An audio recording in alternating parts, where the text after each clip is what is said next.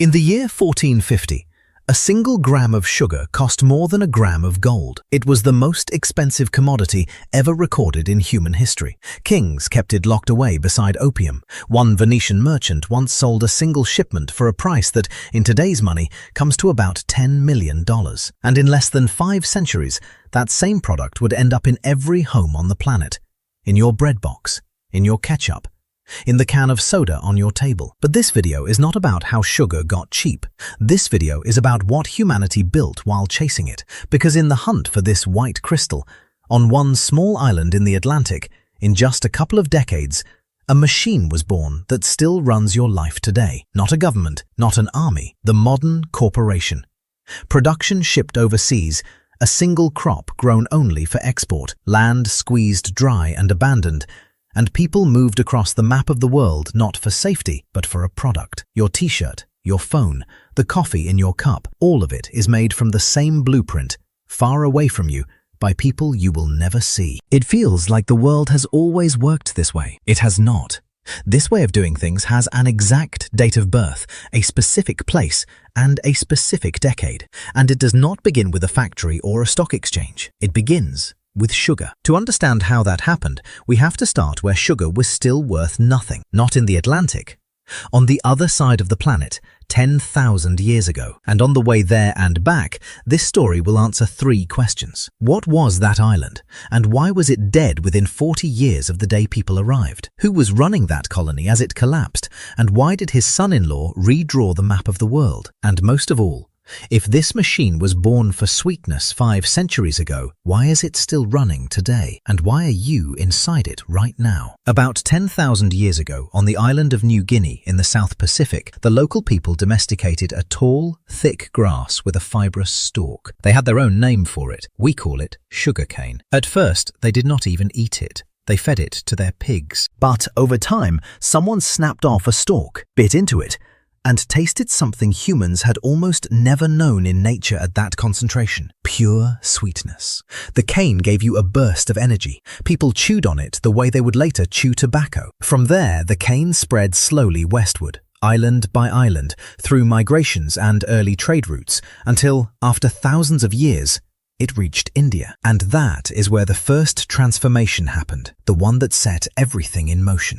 Indian farmers did not just chew the cane, they learned to crush it, boil the juice, and cook it down into a rough brown solid. In Sanskrit, the little pieces of that solid were named with a word that gives us the English word candy. For the first time, sugar could be stored and carried. It was no longer tied to the stalk. And here is the problem that will shape the entire rest of this story. All of its cruelty and all of its strange modernity. Remember it, because it will come back in every chapter. The moment you cut a stalk of cane, enzymes inside it start working, and the sugar begins to break down. You have to press the juice out almost immediately. But even the pressed juice is no safe haven. It starts to ferment within about 15 minutes. So from field to kettle, you have only minutes, or the entire harvest turns to garbage. You cannot simply gather cane and ship it to market the way you would with grain or potatoes.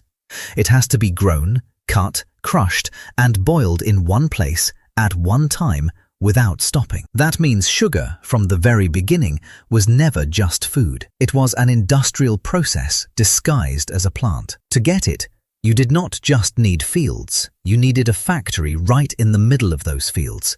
And you needed a great many people working at the edge of their limits. For 1,000 years after the Indian breakthrough, almost no one understood this, because almost no one needed sugar. People had honey, sweet rice, and syrups made from barley, all of it cheap and available. Sugar was painfully expensive precisely because of that race against time. The Romans bought rare batches from the Persians and described it as a laxative of medium quality. The Greek physician Galen found nothing special in it. Across the whole early history of the Silk Road, sugar almost vanishes from the records. Too expensive, too much trouble, too quick to spoil. And then everything changed.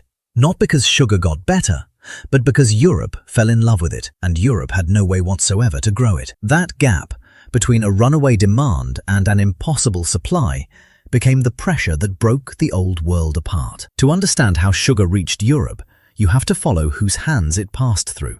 because each pair of hands added something to the technology and to the price. First, the Persians. Around 500 years before the Common Era, Darius the Great invaded northern India and carried samples of cane back to the Middle East, to a region they named, fittingly, the Land of Sugar. The Persians were the first to try to profit from it, and it went badly. Then came the Arabs. Between the 7th and 13th centuries during the Islamic Golden Age, Arab scholars turned the refining of sugar into an art. They learned to make crystals whiter, finer, and longer lasting than anything India had produced. They built sugar mills across the Middle East and planted cane wherever the climate allowed. And it was with them that an idea was born which would later drive Europe mad. The idea of dessert, of a sweet end to a meal, of syrups and candied treats for sultans. Sugar truly entered Europe through the Crusaders. Arriving in the Middle East at the end of the 11th century, they tasted it and,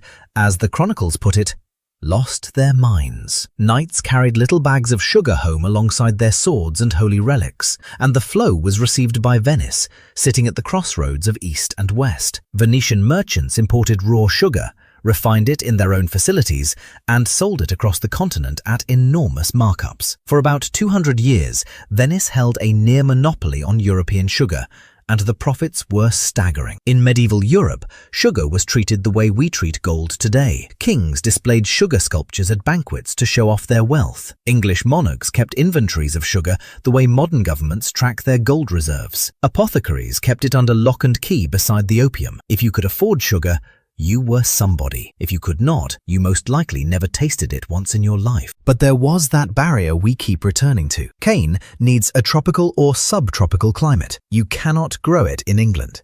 You cannot grow it in France. You certainly cannot grow it in Scandinavia. Demand was rising straight up, while the entire supply depended on trade with the Islamic world. Trade that was expensive, unreliable, and politically explosive. And at a certain point, the whole thing collapsed at once. The Crusades turned Europe against the Arabs. The Ottomans shut down the Silk Road, cutting India off from Western markets. The Black Death and the Mongol invasions ruined Egyptian production. Suddenly, the only sugar left in Europe was the tiny amount the Venetians could supply, and they immediately drove the price up to the level we started with, more expensive than gold. And here it is worth stopping to answer a question that has been hanging over us from the start. Why was it sugar, and not gold, and not spices, that forced people to turn their whole way of doing business upside down? Gold you can dig up and store for centuries. It does not rot, and it does not need a factory right there at the mine. Pepper and cloves you can dry and carry across half the world at your leisure. They will wait.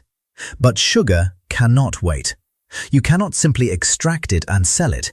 You have to grow it, and within minutes of cutting it, process it on the spot, or it turns to waste. Sugar was the one great commodity that demanded not a mine and not a warehouse, but a factory in the middle of a field, running without pause. That is exactly why it, and not gold, gave birth to what came next. This is the point where everything else begins.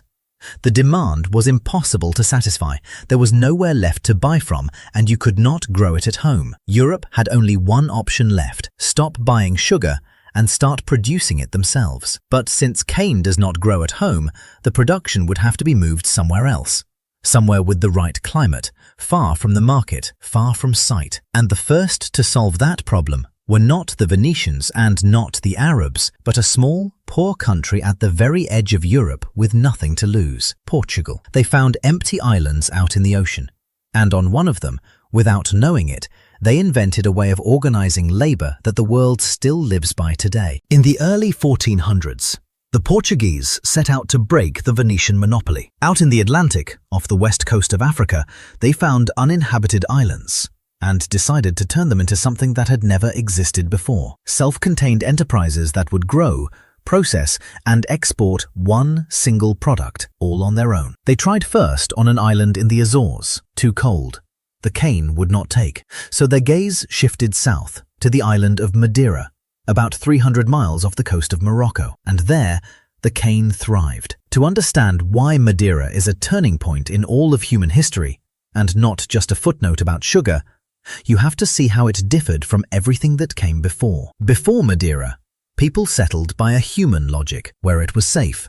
where there was food, where you could live, and then they sold off whatever extra they had grown nearby. Madeira flipped that logic on its head. Nobody came here to live, they came here to produce. From the start, the island was designed as a machine for turning out one product for export, with its own fields, its own mills, its own warehouses, its own shipping lanes. A place with no economy of its own, existing only for a distant market. This is the seed of the modern corporation, and it is worth naming its parts directly. Production moved far from the consumer toward cheap resources. All of the land handed over to a single export crop. Capital coming from foreign investors who did not live on the island, and the workforce imported because there were no locals. Each of those elements had appeared somewhere before, but for the first time, they came together into one working system right here. And the system immediately ran into that problem from the first chapter, the spoilage that makes sugar so brutal. Because the juice has to be processed within minutes,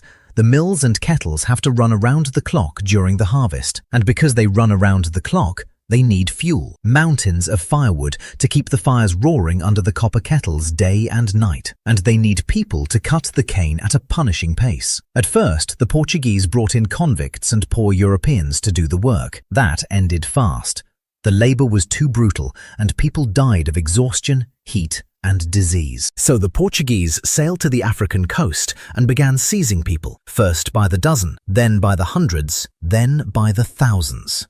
Enslaved Africans were forced to dig canals to expand the plantations. In the end, on that small island, they dug more than 1,200 miles of waterways, turning Madeira into a sugar-producing machine. And then the machine showed its price. Thousands of kettles boiled for days on end, devouring the forest, and one day the island simply ran out of trees. The production that everything had been cut down for was now left with no fuel. Less than a few decades after people arrived, Madeira was ruined. The soil squeezed dry, the forest gone, the resource used up. The island had, for all practical purposes, been spent and thrown away. This is why economic historians increasingly point to Madeira as the place where society changed. From a purely financial point of view, it was a roaring success. Somebody made a fortune, and those people were ready to do it again. Among the men who ran that colony and watched the whole model in action was its governor, Bartolomeu Perestrello, and his right-hand man and son-in-law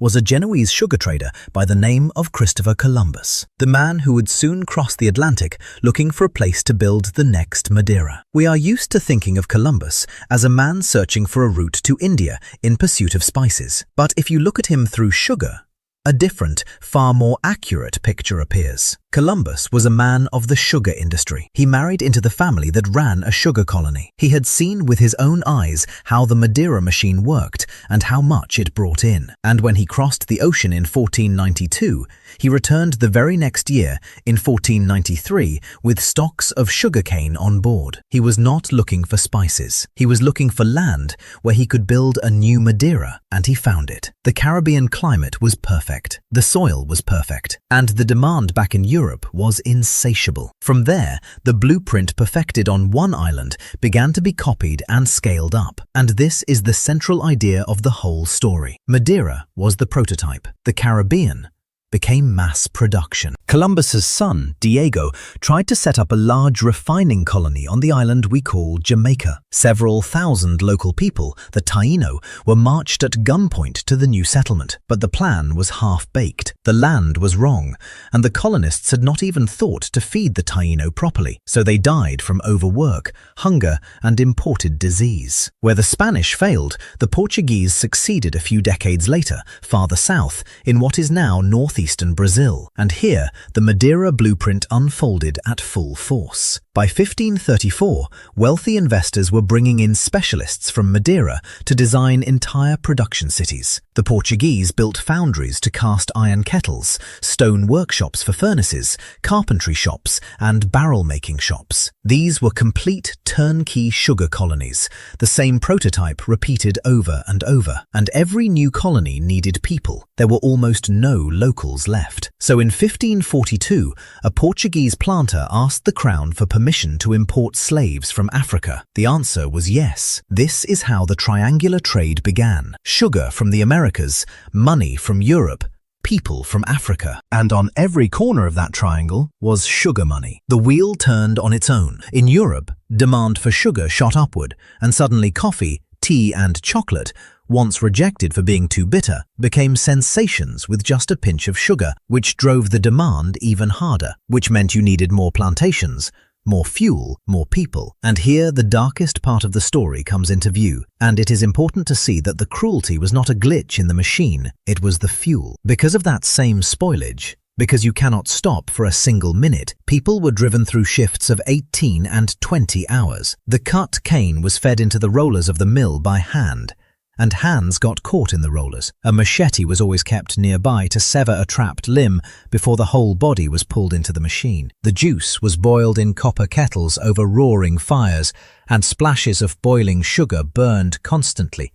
And sugar, once it lands on skin, keeps on boiling. The numbers of this machine are impossible to take in. Over the years of the transatlantic slave trade, 12.5 million people were forced across the ocean. And of that total, roughly 7 out of every 10 ended up in the sugar industry. The average life expectancy of an enslaved person sent to a Caribbean sugar plantation was about 8 years after arrival. The owners coldly calculated that it was cheaper to work people to death and buy new ones than to provide conditions in which they might survive. This was corporate logic in its purest form, taken to its absolute extreme. The only metric was the output of the product, and everything else, including a human life, was a line of expense to be minimized. The same machine born on Madeira was now running across the ocean on 12 million lives. And here is the most astonishing part. At some point, it turned out that this entire monstrous Atlantic system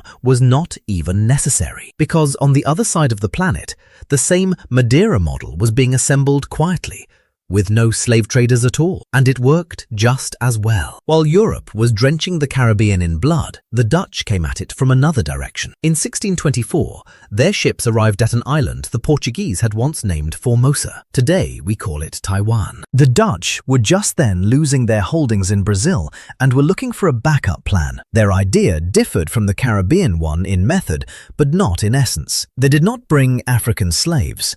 Instead, they went to the coast of Fujian, to the area around the old sugar port, and began recruiting disaffected Chinese, luring away the most respected sugar masters in the world from the isolationist Ming dynasty into the service of Holland. About 35,000 people from Fujian moved to the island, and the Taiwan colony was a roaring success. Here, it is worth stopping to see what actually happened, because it completes the thought behind this whole chapter. There was a saying that ran through mainland China, that you could not walk across Taiwan because there was simply too much money lying on the ground. When the Dutch lost the island, the Chinese government immediately sent in an army, took Taiwan as a province, and brought in even more sugar farmers. The island's population swelled past 2 million, and by 1750, Taiwan was the largest sugar exporter in the world, producing 6 times more refined product than the entire colony of Brazil. And here is the conclusion that makes your skin crawl. By the middle of the 18th century,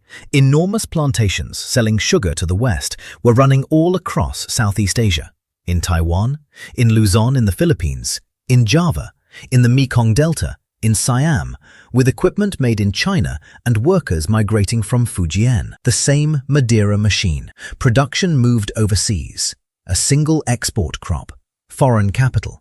People moved for the sake of a product, only without transatlantic slavery. This is the moment when the system revealed its true nature. The machine born on Madeira no longer needed a particular master or even slavery itself. It was a way of organizing things that could be reassembled anywhere, out of any people, under any flag. Slavery was one of its most horrifying versions, but it was not its heart. The heart was the model itself. Produce far away, cheaply, on a single crop for a distant market, at any cost to whoever ended up inside it. And since this was a model, not a one-time atrocity, it could be cleaned up, made respectable, and kept running. And the first to understand this were not the industry, but its customers. While the bloodless version of the machine was quietly being assembled in Asia, in the very heart of Britain, among the people who placed this sugar into their tea with their own hands, something new began to wake up. Europe's conscience finally rose up against sugar, and, without meaning to,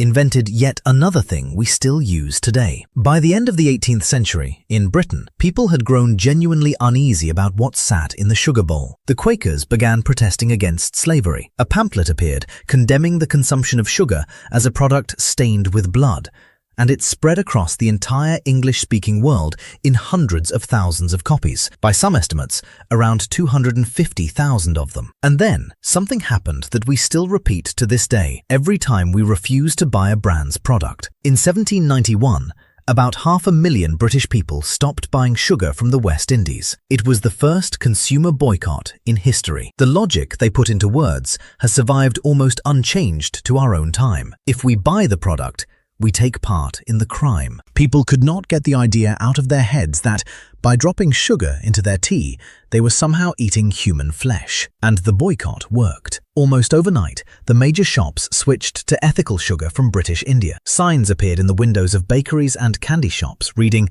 "Sugar from the East Indies, not the West Indies." Shipments from India carried the slogan, "Grown by free hands," or "Made by free people." People kept special sugar bowls to serve their guests slave-free sugar, a literal ancestor of the modern eco-label, a signal to your friends that your hands were clean. And here the story demands some honesty, because hidden inside this victory is a trap we still fall into. That ethical Indian sugar was far from a utopia. Workers on the British colonial plantations in India were, in many cases, coerced into labour not much less than African slaves. The hours were just as brutal, and the pay was next to nothing. By focusing on the slave trade, the public overlooked everything else, that the work on a sugar field itself, paid or unpaid, stayed deadly. By the 19th century, as quotas rose, the average life expectancy on a sugar plantation actually fell from 8 years to 7, whether you were enslaved or not. And the one thing nobody seriously proposed was simply giving up sugar. By that point, the world was already hooked. What does the boycott show? It shows that the Madeira machine did not have to be dismantled. It could be relabeled. Swap the label from bloody to free and keep turning the same wheel. The consumer's conscience was soothed by a sign, while the overseas production, the monoculture, and the squeezed people far away all stayed exactly where they were, just behind a different label. And this trick, soothing the buyer with a label while leaving the machine beneath it untouched, turned out to be so powerful that it became a permanent mechanism, because the industry's next move was not about morality. It was about making you eat even more and not letting you notice. There was one more turn that made the Sugar Corporation truly modern. Up to this point, the story had been about how to satisfy an existing demand. Now the industry learned how to create demand. The push came from Napoleon. At war with England, he forced the entire European continent to stop trading with it, and the British Navy answered by blockading the French ports. Cane sugar from the West Indies became unavailable, and all across Europe, people began frantically searching for something else to make sugar from. The winner was the beet. For decades, German chemists had been quietly raising the sugar content of the ordinary beet from barely 1% to 5%, then 10%, then 20%, on par with cane. Napoleon went all in and ordered tens of thousands of acres planted with beets. The consequence was enormous, and it shattered the central barrier of our entire story. Sugar could now be made in a cold climate. The very barrier that had forced Europe to move production overseas and to invent the whole Madeira machine in the first place collapsed. Beet sugar appeared in almost every country in Europe, but the beet had a problem. It was more expensive to make than cane, and the beet producers did exactly what a modern corporation does when it cannot win on the market honestly. They went to national governments for protection. They got subsidies and a wall against cheap cane imports. And once they were in that protected position, they also got an incentive to produce more and more. And so, by the start of the 20th century, a growing mountain of sugar had piled up in Europe. Sugar that in many countries was still seen as an unnecessary luxury. What was a producer to do with that mountain? The answer changed our bodies forever. You had to teach people to eat more sugar. Sugar had to go from a luxury to a necessity. What comes next is almost engineering work, the manufacturing of demand, and it is the direct ancestor of the world you live in. When the First World War began, producers made sure that millions of soldiers received sugar as part of their rations. And they did it again in the Second World War, training entire generations of men. Then it was the family's turn. In the United States, the emphasis was on convenience. Instant orange juice made from synthetic powders. Breakfast cereals packed with sugar, with one brand literally advertising its cereal as candy. At 70% sugar. Sugar was added to freshen the breath, to extend the shelf life of every kind of product. The age of soda rose. Drinks you could keep drinking forever without ever feeling full. And almost all of that advertising aimed at children. The food was engineered so that attachment to it could be compared to a drug habit. This is the final piece of the modern corporation, the piece the Madeira machine had still been missing. The ability not just to chase demand, but to grow it by design, tuning the taste right to the edge of maximum craving, and locking it into people from childhood. And when that demand finally began to threaten people's health, the machine pulled its old trick with the label, the same one we saw in the story of the boycott, only now on the scale of an entire science. In the 1950s and 60s, against a rising wave of heart disease, researchers tied the problem to people eating too much fat. Except a significant share of that research was funded by the sugar industry itself. In 1954, a lobbying group called the Sugar Research Foundation grew worried about press coverage blaming sugar for a surge in obesity, heart disease, and cancer. And they came up with a plan: pay dozens of scientists, including professors at Harvard, to publish material in medical journals shifting the blame onto fat instead of sugar. In 1967, the foundation paid 3 Harvard scientists for a review that downplayed sugar's role in heart disease, and it appeared in one of the most prestigious medical journals in the world. It shaped dietary policy for decades. And this is the part that should make you angry. For 30 years, the public was told that fat was the enemy. Low-fat diets became the standard recommendation. Food companies stripped the fat out of their products and, to keep the flavor, replaced it with sugar. Remember all those light products from the not-so-distant past? Light yogurt, light chips, light everything. They had no fat. What they had instead was a mountain of sugar. It was the same swap of the label as with the free sugar of 1791. The label soothes the buyer, while the machine beneath it keeps running. Only now, the label was science itself. The result was an explosion of obesity, type 2 diabetes, and heart disease that killed millions. And the industry knew. They had the data. They chose profit. This strategy turned out to be so effective that others copied it. In the 20th century, the oil cartels modeled their own structures on the tactics of big sugar. And the sugar industry, meanwhile, was fusing with the business of food, of chemicals, and of health. Today, a large share of the beets grown in the United States are genetically engineered to withstand a pesticide sold by the same corporate ecosystem that then sells you both the food itself and the medicine you will need when that food starts to kill you. And while the industry was burying research, the last and quietest swap took place. In the early 1970s,